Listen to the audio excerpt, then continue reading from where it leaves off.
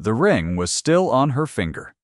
Captain Edmund Vane stood in the doorway of Hartwell Cottage, travel-worn and gaunt, 7 years of naval service carved into the lines of his face.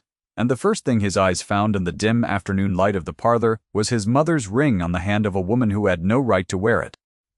The woman had her back to him.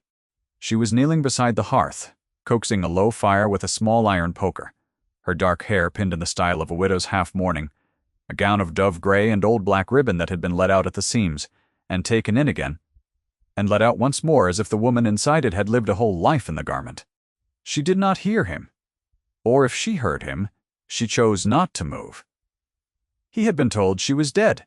He had been told in a letter that reached him off the Cape that Miss Cecily Hartwell of Sutton Marsh had died of a fever in the autumn of 1815, that the cottage had reverted to his cousin Bernard, and that there was nothing left for him in England that a second commission could not replace. He had read the letter twice, pressed it flat against the teak rail of the quarterdeck, and stood for a long time watching the sea as if it owed him an answer. Then he had gone back to his duties. Cecily Hartwell was not dead. She was alive, and kneeling at his fire, and she was wearing his ring. She turned then, some instinct or sound alerting her at last, and when she saw him, the poker fell from her hand with a clean clang against the grate. Her face went white, in the way of a woman who has been told something that cannot possibly be true, and is watching it prove itself true, regardless. She did not speak.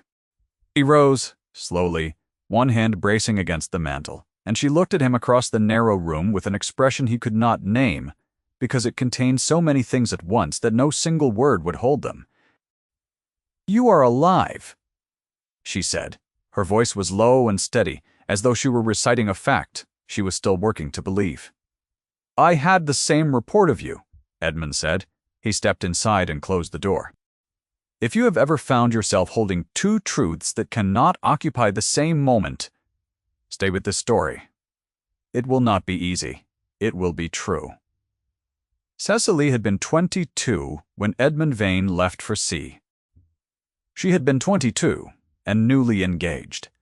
The engagement, a quiet thing, a small ceremony of feeling between a captain's son and a rector's daughter, conducted mostly in stolen evenings at the cottage gate, and one memorable afternoon in her father's library when he had placed his mother's garnet ring on her fourth finger and said, with all the gravity of a man who rarely spoke, that he intended to come back for her. She had believed him. She had pressed the ring to her sternum that night, and believed him with the whole uncomplicated weight of a young woman who had not yet learned the cost of certainty. The letter had come 18 months later, not from Edmund. Edmund sent his letters with some regularity for the first year, dispatches arriving salt-stained and ink-blurred from Lisbon, from Madeira, from further reaches she had to trace on her father's maps with her finger. Then, in the winter of 1812, the letters stopped. She waited. She wrote to the Admiralty. She received in return a form reply confirming that Captain Edmund Vane remained in active service and that correspondence was subject to the delays of wartime, which was the Admiralty's way of saying very little about a great deal. She waited more. The second letter, the one that carried his name and bore the seal of a solicitor in Bath rather than the frank of any naval station, arrived in the autumn of 1813. It was from Edmund's cousin Bernard, written with the careful solicitousness of a man who had prepared his words for several days before committing them to paper. It informed her that Edmund Vane had been lost in a storm off the coast of Portugal in the June of that year, that there were no remains, that the ship's company had confirmed his death to the Admiralty, that Bernard himself had been grieved beyond his ability to say, that Miss Hartwell was of course released from any prior understanding, and that the estate would now pass in the natural course of things. She had not removed the ring.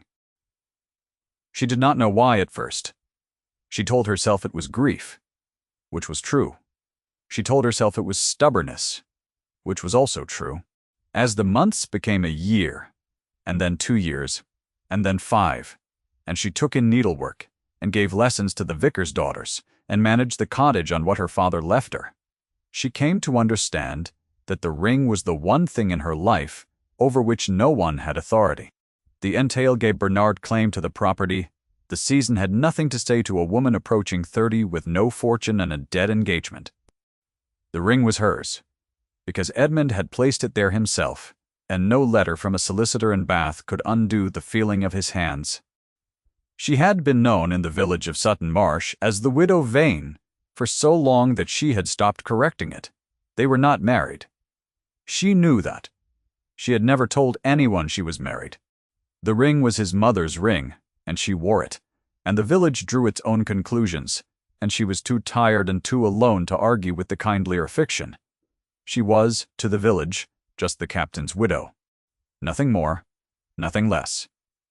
The woman in grey, who kept to herself. The woman who would not receive callers.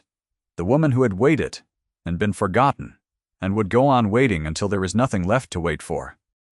Edmund stood in the center of the parlor now, his coat still damp from the road, his hat in his hands, and he looked at her with an expression that was not the anger she had been half expecting, and not the relief she had not permitted herself to hope for. It was something quieter, and more complicated than either. It was the face of a man who had come home to find the architecture of his grief was wrong. "I was told you died," he said, "of a fever in the autumn of 15. Who told you?" "Bernard?" Something moved across her face. "He told me you drowned in 13. The word drowned sat between them, in the warm air of the parlor, heavier than furniture. "The ship went down," Edmund said carefully. "I did not. I spent 11 weeks in Portugal before a passage could be arranged. By the time I reached Gibraltar, the Admiralty had processed the report of my death, and my cousin had moved with considerable efficiency to inform anyone who might have an interest in my continued existence. He told me there were no remains. There were not. I was some miles up the coast at the time, in a fisherman's house with a broken collarbone and insufficient Portuguese." Cecily sat down. Not gracefully the way she might have done at 22, but heavily the way a woman sits when her body has absorbed a truth so large that standing would be a form of dishonesty. She sat in the chair beside the dead fire and folded her hands in her lap, and the ring caught the gray afternoon light from the window, and Edmund looked at it. "It was all I had left," she said. Her voice was not apologetic. "I know I had no right. I know what it must appear. It was the only thing in this house that still carried a shape I recognized." Edmund set his hat on the table beside the door. "I was told my cousin was managing the cottage in good faith," he said. "On your behalf. He manages it. He collects the rents from the eastern field. He sends me a portion, when he remembers." She paused. "I have been given to understand that he intends to sell in the spring." Edmund did not look at her. He looked at the fire, which was barely breathing. "He does not own the property," he said. "I am not dead." "No," Cecily said, "you are not." Another pause. Longer. A cart passed outside on the lane, its wheels loud on the frozen ground, and then the sound diminished, and the cottage was quiet again. "Will you sit?" she asked, because she did not know what else to do, and because offering a chair was the only form of grace she had left. He sat. There are things a woman learns about herself in 7 years of solitude that she could not have learned any other way. Cecily had learned that she was not particularly good at grief, in the expected sense. She did not weep at Edmund's portrait, which was only a small pencil sketch anyway, done by her younger sister the summer before he left, and which she kept in the writing desk because she found she could not look at it every day without it beginning to feel like a habit rather than a sorrow. She had learned that she was very good, however, at continuing, at the small daily economies of keeping a household and a self intact under conditions that had not been designed with either in mind. She had learned that the village of Sutton Marsh had opinions about widows that did not improve upon examination, and that Mrs. Anstey, at the post office, was the most efficient conduit of those opinions, and that the best response to Mrs. Buber. Anstey was a civil nod and a brisk pace. She had learned that she was still, underneath the gray gown and the widow's cap she sometimes wore when she went to church, someone who felt things with a precision that surprised her, who could read the quality of a man's silence as easily as other people read print, who had grown, in the years of managing alone, a kind of quiet authority over her own small domain, that she had not had a 22 and would not have given up for anything she could name. She had not learned how to want without consequence. That had been Edmund's lesson to her, and it had arrived. In the form of his absence, she had discovered, in the 3rd year of waiting, that wanting something with great singleness of purpose did not produce the thing wanted. It produced only a deeper and more exhausted version of the want. She had set the wanting aside. She had said to herself, with the firmness of a woman making a practical decision, "It is enough to remember him, and to do the work the day requires, and to keep the ring which is mine regardless, and to ask nothing more." She had kept to that for 4 years. It had worked imperfectly, and then in the 5th year somewhat better, and then in the 6th year not at all, because the body does not keep the same agreements the mind makes for it, and there were mornings when she woke with the specific clarity of someone who had been dreaming of a person they were trying not to dream about, and the light through the cottage window would fall in a particular way, and the longing was so specific and so physical that it took up space in the room. She had not told anyone this. There was no one to tell. Edmund sat across from her, now at the small table by the window, and Mrs. Prosty. Reed, who came from the village each morning, had brought tea without being asked, and retreated to the kitchen with an expression of barely contained astonishment. And they drank it, with the careful distance of 2 people who understood that there were many things to be said, and that none of them should be said yet. He asked her about the cottage. She told him about the roof in the east passage which leaked, and the eastern field which Bernard's man had let go fallow the previous year, and the well which had given trouble in the frost. He listened in the manner she had always found both steadying and faintly difficult to interpret, which was with his full attention and very little visible reaction. He told her about Portugal, and then the West Indies, and then a second, hosting to the Mediterranean. He said the words with the evenness of a man reporting an itinerary. And she listened, and beneath the evenness, she could hear the weight of 70 years that had been built on a false premise, and she thought about the fisherman's house on the Portuguese coast and the broken collarbone in the 11 weeks he had spent there. And something in her chest performed a small involuntary movement that she suppressed before it reached her face. "Bernard will contest it," she said, when he mentioned the property again. "He has been in possession for 4 years. He will say the documentation is uncertain. The documentation is not uncertain. I have been to the solicitor in Bath already. My cousin appears to have understood from the beginning that my death was probable rather than confirmed, and to have elected to proceed as though probability were fact. He told me very specifically that there were multiple witnesses. There were 2. One of them retracted his statement last month in exchange for an arrangement I found more economic than satisfying." He paused. "Bernard is aware that I am in England. I suspect he is also aware that I have been to Bath." Cecily looked at him over the rim of her cup. "Then why are you here?" she said, "before you have resolved it?" "Because," he said, and then he stopped and looked at the ring on her finger, and something in his face shifted in the way of a man deciding to say the next thing honestly rather than carefully. "Because I wanted to know whether you were well. Before I dealt with anything else." She did not know what to do with that. She looked at her cup. "I am very well," she said. "I have been well for some time." It was not entirely a lie, and it was not entirely the truth.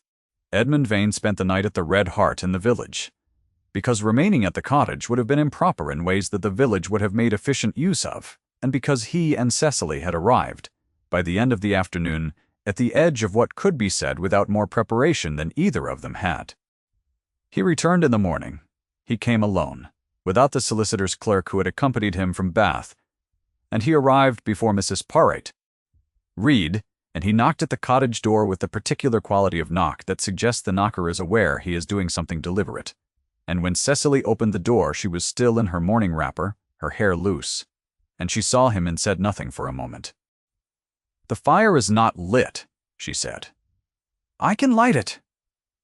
She stood back and let him in. He lit the fire.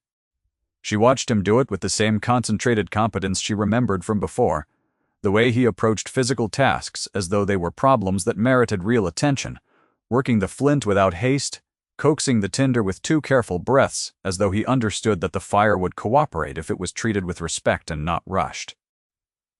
The kindling caught. He sat back on his heels for a moment, watching it, and the light moved across his face. In the particular way that morning firelight moves, young and uncertain and then stronger. She tied her wrapper tighter and sat in the chair she always sat in, and felt for the first time in a long time that the room had the right number of people in it. There was no word for it, exactly. The cottage had not been empty in the years she had been in it alone. She had filled it with work and order, and the sound of Mrs. Murby, Reed's voice, and the vicar's daughters at their lessons. And it had been sufficient in the way that sufficiency always is, which is to say it answered every immediate question and left the larger one unaddressed. The larger question had no name she had permitted herself to use. She used it now, privately, sitting in her chair with her hands folded and the fire growing in the grate.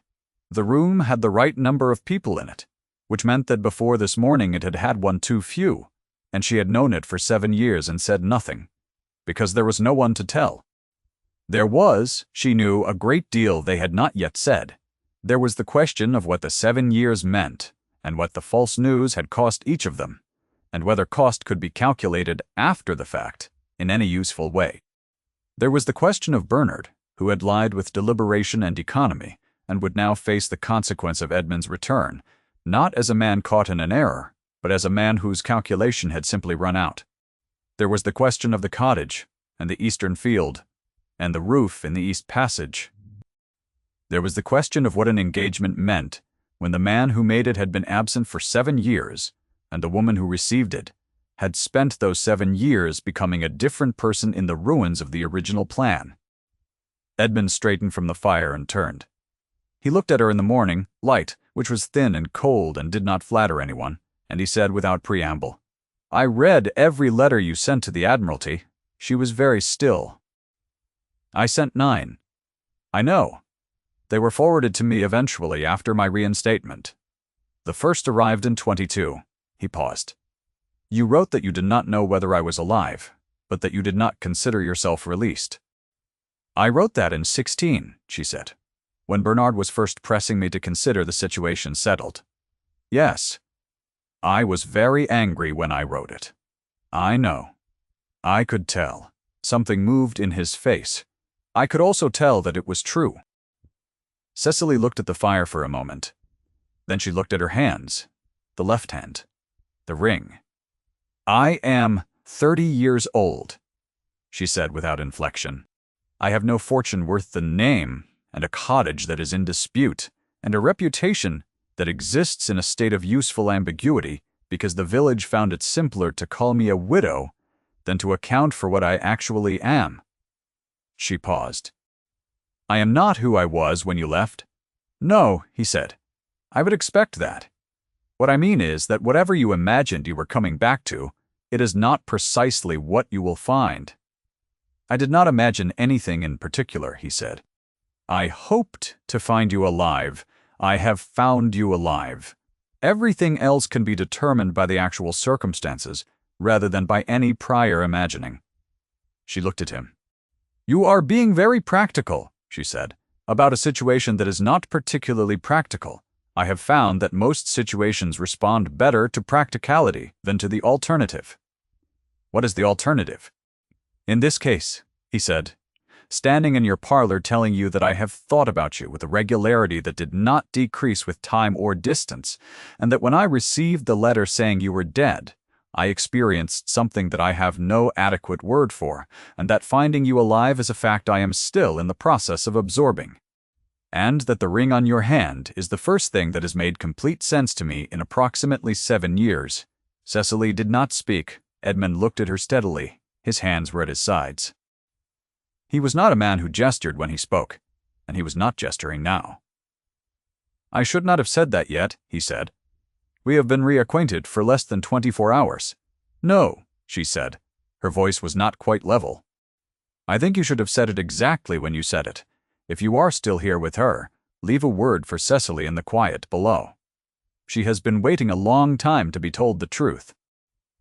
Bernard Vane arrived at the cottage 3 days later with his solicitor and a woman Edmund had never met, who was introduced as Miss Lavinia Price of the Derbyshire Prices, and who stood in the lane outside the cottage gate in an ice-blue pelisse with an expression of politely managed discomfort, as though she had been brought along to serve a function whose specifics she did not fully endorse. Edmund met them at the gate. He had been expecting Bernard. He had not been expecting Miss Price. He looked at her once with the brief attention of a man cataloging an unexpected variable, and then he looked at his cousin. Bernard Vane was 41, and had the appearance of a man who had spent his life being the most credible person in a room that did not contain Edmund. He was broad and well-dressed, and carried himself with the comfortable confidence of someone who had managed for the past several years to believe that the arrangement was permanent. He looked at Edmund now with something that was almost respect, as though Edmund's continued existence were an impressive piece of navigation he was not certain he could object to. "Cousin," Bernard said, "we must speak privately." "We may speak here," Edmund said. Bernard glanced at Miss Price. "There are matters regarding the estate and the cottage that require discussion between the family." "Miss Hartwell is not family," Bernard said, without looking at Cecily, who had come to stand slightly behind Edmund, not hiding and not forward, simply present in the way of a woman who has decided that the things which affect her will not be discussed without her. "Miss Hartwell," Edmund said, "has been maintaining this property for 4 years on a fraudulent premise. She is part of any conversation about its future." Bernard's jaw moved slightly. "The matter of the property is straightforward," he said. "There was a reasonable belief in your death. Actions were taken in good faith on the basis of that belief. Now that the situation has been corrected, there is a great deal to be sorted, and my solicitor has several proposals that I think you will find reasonable." "I have spoken with my own solicitor," Edmund said. "He finds your cousin's proposals somewhat less than reasonable, Edmund," Bernard said, dropping the address with the intention of making it feel like intimacy. "We are family. We need not be adversarial. You told the woman I intended to marry that I was dead," Edmund said very quietly. "You facilitated the retraction of a report you had reason to know was uncertain. You have been collecting income from a property that was not yours to administer, and remitting a portion of it to the woman who should have received all of it." He paused. "Tell me which part of that I should not be adversarial about." Miss Price made a small sound that might have been the beginning of a cough. Bernard looked at her. Then he looked at Edmund with a different quality of attention, and Edmund understood from the look what Miss Price's presence was intended to communicate. Bernard had come prepared to suggest a solution more elegant than conflict. That the solution involved Edmund and Miss Price and whatever understanding Bernard had led Miss Price to believe existed. "She has nothing to do with this," Edmund said, before Bernard could formulate the suggestion. "I beg your pardon," Miss Price said with sudden clarity. "I am standing directly in front of you." "I know," Edmund said. "I meant that whatever my cousin has led you to understand about my situation, you have been given incorrect information. I am not available to be resolved as a problem in the way he seems to have intended." Miss Price looked at Bernard. It was not a warm look. "He told me," she said, with a precision that suggested she was now counting things she had been willing to overlook and finding the number too large, that the matter of the cottage and the eastern field was a minor administrative inconvenience. He said you had been away, and that the family arrangement would require only the gentlest of clarifications. "That is one way to describe it," Edmund said. "And who," she said, looking past Edmund to where Cecily stood in the cottage doorway, "is she?" "She is Miss Cecily Hartwell," Edmund said. "She has been wearing my mother's ring for 7 years. She is the woman I intend to marry." He had not discussed this with Cecily. He was aware of that. He was also aware that Cecily, behind him in the doorway, had gone very still in the manner of a woman absorbing a public statement that she had not been consulted about, and that her stillness was not the stillness of dissent. Miss Price turned to Bernard. "You brought me to Sutton Marsh," she said, "to witness a man declaring himself to another woman." Bernard began. "Lavinia, I assure you, the circumstances were not presented to me as—" "I am going home," Miss Price said. She looked at the solicitor, who nodded with the expression of a man who had suspected this particular excursion was unwise from the beginning, and was relieved to be right. She looked at Edmund, once with something that was not quite sympathy and not quite approval, but was the closest available approximation. Then she walked back to the carriage. Bernard watched her go. Then he turned to Edmund, and the comfortable confidence was still there. But it was arranged differently now, like furniture rearranged around a hole in the floor. "You cannot simply," Bernard began. "I can," Edmund said. "The cottage reverts to its prior status. The Eastern Field income is to be accounted for, and a full sum remitted. My solicitor has the documentation. You will hear from him before the week is out." He paused. "I have no desire to prosecute this as a criminal matter, Bernard. I want an accounting and a resolution, and then I would like to not speak of it again. That is the extent of what I am asking." Bernard looked at him for a long moment. "You were always," he said at last, with what seemed like genuine sentiment rather than accusation, "very difficult to kill." "Yes," Edmund said. "I have been told." He waited until the carriage had gone down the lane, and disappeared behind the bare hedgerow before he turned. Cecily was leaning against the doorpost of the cottage with her arms folded, and an expression on her face that he could not precisely read, though he had been reading her expressions since they were both young and had become, over the last 3 days, considerably better at it than he had been at 26. "You did not consult me," she said. "No," he said. "I should have." "You announced your intentions regarding my future in front of your cousin, his solicitor, and a woman in a very expensive pelisse, without first confirming that I had the same intentions." "Yes." She looked at him.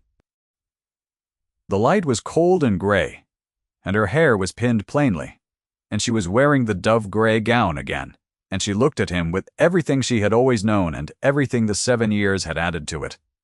And she said, "Edmund." "Cecily, you may not do things like that without asking me first." "I understand." "Not because I disagree," she said, and the quality of her voice shifted in a way he felt before he could have named. "But because I have been managing the shape of my own life for a long time, and I am not prepared to relinquish the management to someone who announces things in lanes." "That is a fair condition," he said. "It is not a condition," she said. "It is a fact." He came through the gate and stopped in front of her, close enough that she had to tilt her chin up slightly, which she did without moving back. "Then, may I?" he said, and his voice was low and level and carried the weight of 7 years in it. The years in Portugal and the West Indies and the Mediterranean, the years of reading her letters and knowing they had been sent and not receiving them until too late, ask you rather than announce. "You may try," she said. He did not reach for her hands. He looked at her instead with the quality of attention she had spent 7 years keeping herself from hoping for, and he said, "I left you behind." "I did not mean to, but I did, and the 7 years and everything in them are the consequence, and I cannot make them otherwise. What I can do is ask you whether you will allow me to be here now for whatever length of time you consider sufficient to establish whether the man I am now is the man you would choose, if you were choosing, which is your right, and not a thing I intend to short-circuit by announcing things in lanes." Cecily was quiet for a moment. "That was a very long sentence," she said. "I have been composing it for 3 days. It showed." She looked at him for another moment, her arms still folded, her chin still lifted, the ring visible on her left hand between the gray wool of her sleeve and the pale winter air. "Come inside," she said.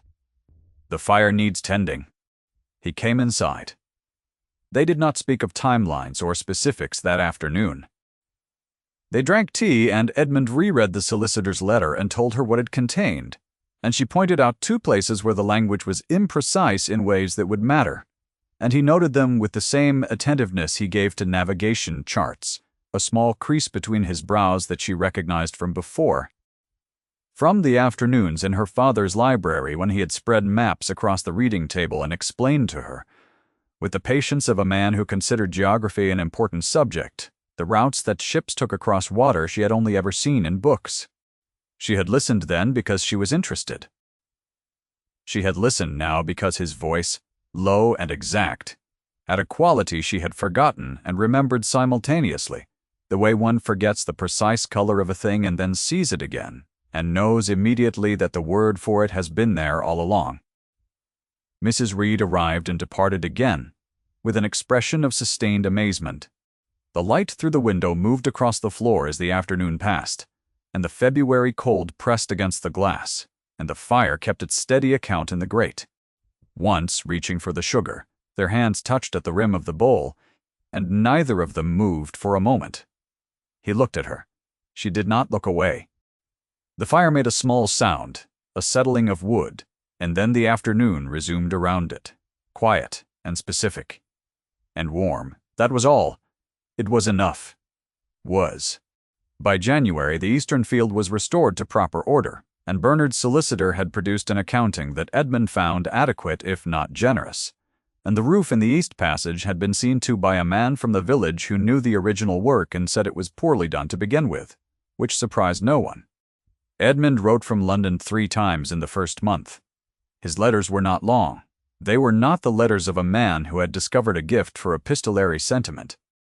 They were the letters of a man who had something to say, and said it, and stopped, and Cecily read them in the chair by the fire, and found herself returning to particular sentences, the way she had once traced routes on her father's maps, following a line to see where it ended. She wrote back. She was better at letters than he was, which was not difficult, and she told him about the field and the roof and the particular quality of the January light over the marshes in the mornings, and one evening she told him in a paragraph she rewrote 3 times before she let it stand. That she had taken the ring off to clean it properly, and had discovered that the garnet was darker than she remembered, and that it looked very like the color of the study at Hartwell House, when the winter sun came through the west window at 4 o'clock, and that she had put it back on, and felt, for the first time in a long time, that she was wearing it for herself rather than in defiance of something. He came back in February.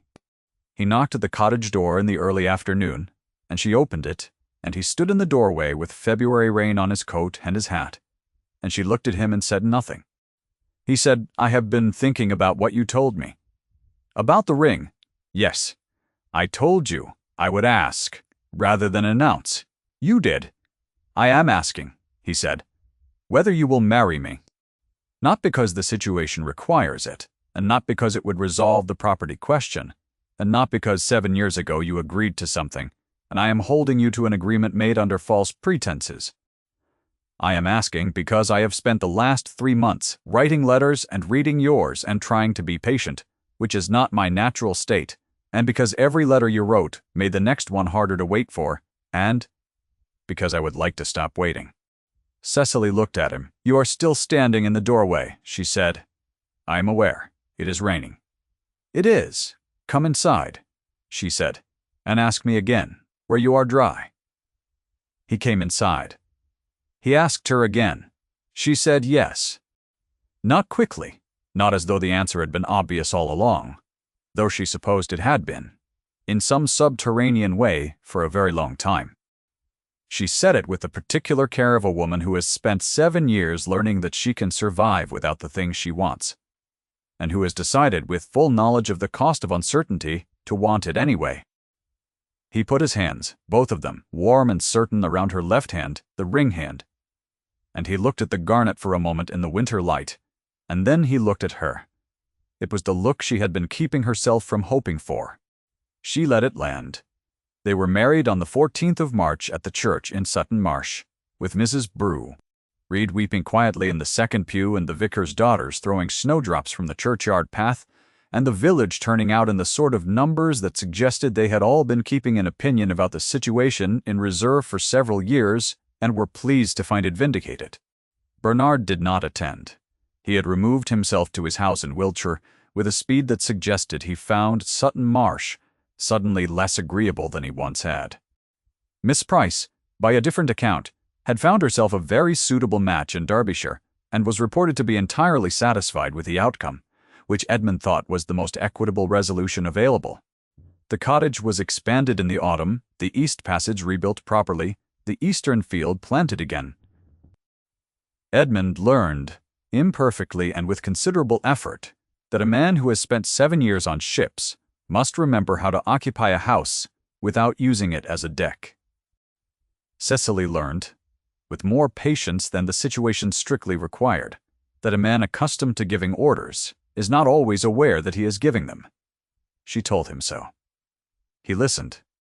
He was better at listening than at almost anything else. On the night of their first winter in the cottage together, she found him standing at the window of the sitting room, looking out at the marshes in the dark, and she came and stood beside him without speaking, and he put his arm around her, and they stood for a time in the warm room with the fire behind them, and the cold glass in front of them, and the darkness of the marshes stretching out beyond. The ring was on her finger. It was always on her finger. It had been, she thought, the most patient and the most honest thing in the whole story. The small garnet circle that had waited on her hand through 7 years and 2 false deaths, and one lane full of recrimination that had never changed its meaning, regardless of what the world decided to do around it. Edmund said without looking away from the window, "You could have a different ring." "I have a different ring," she said. She lifted her right hand, the wedding band. "I meant this one," he said, and he touched very lightly. The garnet on her left hand, the same touch he had used when he put it there the first time, which she still remembered. "You could take it off now that it is no longer. It is what it always was," she said. "Your mother's ring, on my hand." He was quiet for a moment. "Yes," he said.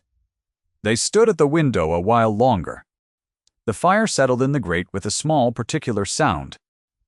Outside, the first snow of the winter had begun to fall on the marshes, soft and without announcement, covering the fields and the lane and the gate, where he had come in and stood waiting. The way she had once stood waiting, with nothing left to do but believe the thing she had chosen to believe. She pressed her hand, both hands, his mother's ring and her wedding band, against his sleeve, and he covered them with his own. The snow fell, the fire burned, and somewhere outside on the lane, she had walked alone for 7 years. The world arranged itself quietly into a shape she recognized at last. Thank you for staying with Cecily until the end.